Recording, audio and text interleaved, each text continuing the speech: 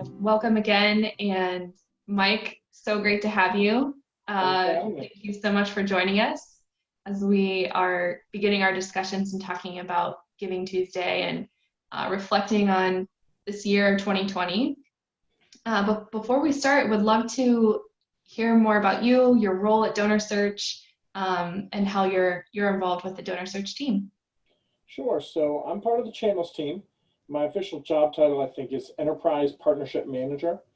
But what that basically means is that I work with some of our larger CRM partners, and I help their sales team provide our services to their clients.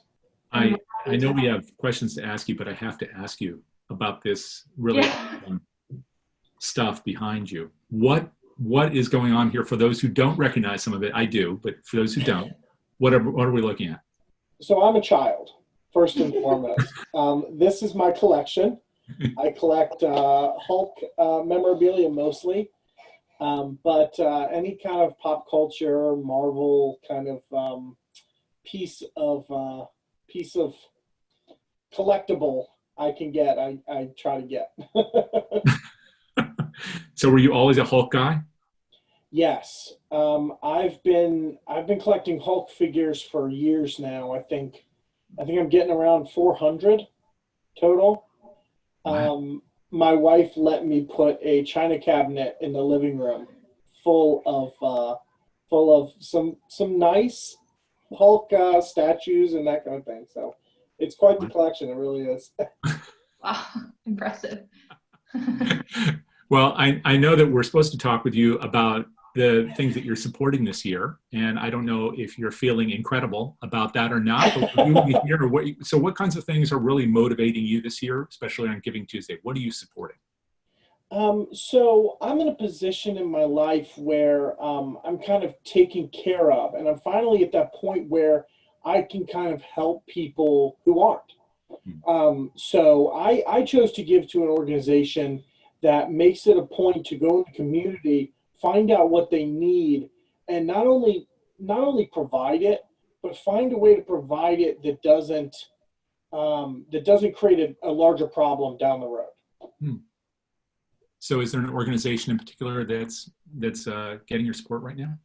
Yeah, I'm giving to an organization called Revive Faith. They're a religious organization, kind of non-denominational, but it's not a church, so to speak.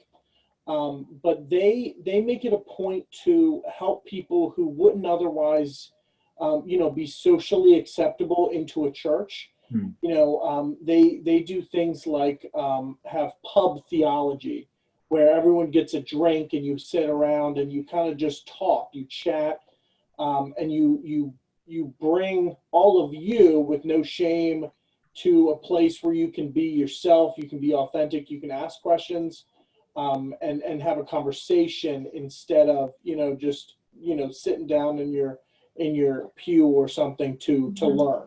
It helps you. It's a whole place, and they've done a great job of switching to an online community. They were supposed to launch at the very beginning of this year.